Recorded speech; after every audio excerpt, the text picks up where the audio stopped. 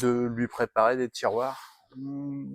Ce sont des nouveaux tiroirs NextConnect en plastique, super bien équipés, super fonctionnels. On va faire une petite vidéo juste pour vous montrer le temps que ça prend pour préparer un de ces tiroirs. C'est assez exceptionnel. Donc le tiroir, on a le fond du tiroir qui est dans son emballage. On a les plaques qui viennent se positionner sur le tiroir. Des traversées optiques, là c'est du SC que le client a demandé, des packs de 12 pictels SC. Traversée optique sans oreille, donc ça veut dire qu'on n'a pas à les visser. Pack de pictels 12 SCPC. Ça prend. J'ouvre le tiroir. Voilà, le tiroir est composé de cette manière-là. C'est un tiroir à glissière qui est livré avec tous ses accessoires. Donc, on enlève le couvercle. On voit sur la partie arrière du tiroir, elle est composée complètement d'une énorme cassette. C'est un énorme avantage, c'est que vous pouvez rentrer, donc il est livré avec un peu ses toupes, avec les écroucages, etc. C'est un énorme avantage, c'est que vous pouvez rentrer avec votre câble dans cette partie ici, être directement sur le 250 microns sur la fibre, et de ce côté ici, vous pouvez être sur le 900 microns sans aucun problème. Ça veut dire que avec les pictels, on va faire ce chemin ici, on va pouvoir lever une surlongueur si on a besoin, ou lever une surlongueur ici, et souder 900 microns sur 250 microns. Donc au niveau préparation, on gagne un temps énorme. Il est livré également avec tous ces petits accessoires ici pour le passage des jarretières et la face avant qui vient ici, une fois qu'on a monté les passages de jarretière, la face avant qui vient servir ici pour le repérage. Il est livré avec ses glissières, donc qui viennent ici se verrouiller ou pas se verrouiller, qui viennent se fixer sur le tiroir. Le problème qu'on pouvait avoir auparavant avec les tiroirs plastiques, c'était un problème de rigidité. Là, on n'a aucun problème de rigidité à l'intérieur du tiroir. Le client m'a demandé 12 pictels SCPC, donc je vais équiper cette partie-ci. Cette partie-là, elle n'est pas équipée, donc je vais mettre des obturateurs. J'entends bien, clac, clac, l'obturateur il est posé. Ça veut dire que par la suite, si j'ai besoin de faire une extension, cette partie-ci, je peux l'enlever. Et il suffit de changer cette plaque-là par une plaque. Alors on a trois types de plaques. On a les plaques pour du SC-PC, enfin du SC simplex, qui peuvent servir pour du LC duplex.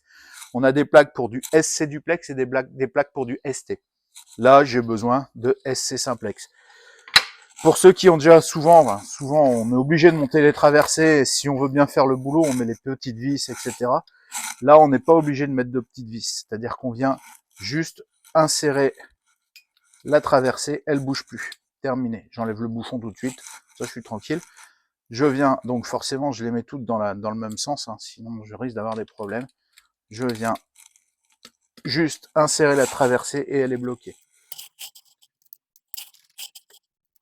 Les traversées sont montées, elles sont fixées. On n'a pas besoin de mettre de vis ni quoi que ce soit, elles sont juste cliquées à l'intérieur. Donc effectivement, si vous devez en démonter une, il suffit de chaque côté ici, avec un petit outil, de pincer les deux lamelles de métal et de repousser la traversée, elle sortira. Donc là, voilà, la face avant est montée. On va s'attaquer au pictel. Donc je prends un pack de pictels en SCPC. Voilà. Hop. C'est des pictels qui font 2 mètres. Alors toujours le même problème avec les pictels, c'est que quoi qu'il arrive, il faut quand même les séparer un par un, parce que si on les sépare pas un par un, on finit par avoir des nœuds. C'est un vrai problème. Donc je les prends un par un, je les enlève un par un. Hop, et je viens plugger ici sur ma traversée. Là, le code couleur, code FT, rouge, bleu, vert, jaune, violet, blanc, orange, gris, marron, noir, bleu. Je tire. Hop. Bleu. Tiens, celle-là, elle était mal mise. Je la remets. Voilà. Bleu.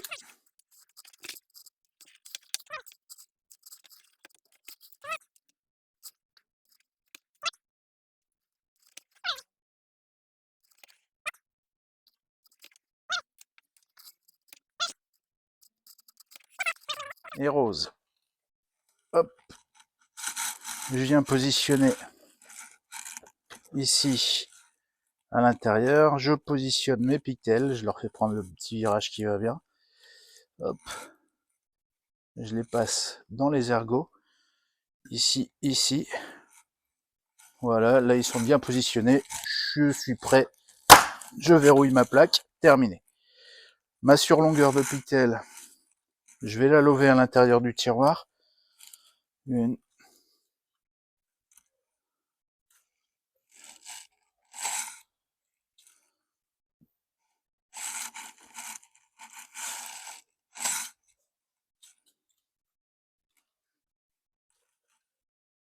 Voilà. Je viens la mettre dans ma roue de levage. Là, c'est du provisoire. De toute façon, le raccordeur va sûrement en délover pour pouvoir raccorder. Voilà, mon tiroir est prêt. Il n'y a plus qu'à souder, à raccorder. Je viens remettre son couvercle.